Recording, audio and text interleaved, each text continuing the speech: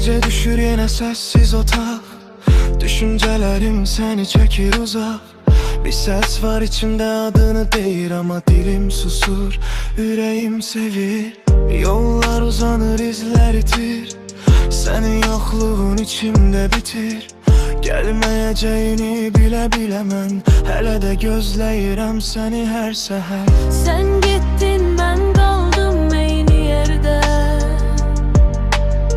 zaman donur seninle bağlı her şeyde. Bir bakışın bəs idi mənə,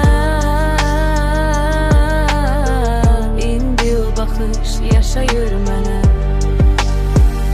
Gel demirəm ama darıxıram mən, adını her gece yazıram yenemem. Sensiz bu dünya yarım kalır, içimde senin yerin yanır. Gel demirəm ama seni hissedirəm, her nefeste seni eşidirəm. Bir sevgi kaldı yarım bizden, silinmir hiç vaxt içimden.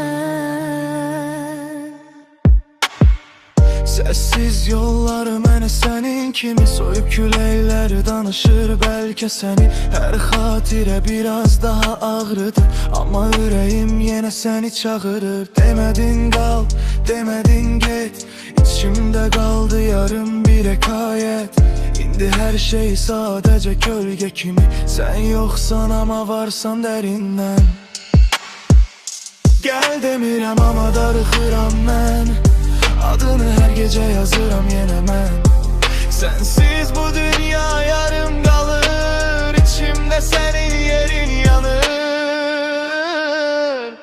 Gel demirəm ama seni hissidirəm, her nefeste seni eşidirəm.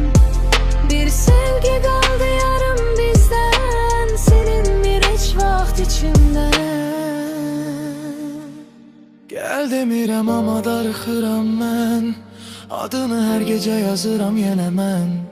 Sensiz bu dünya yarım kalır, içimde senin yerin yanır.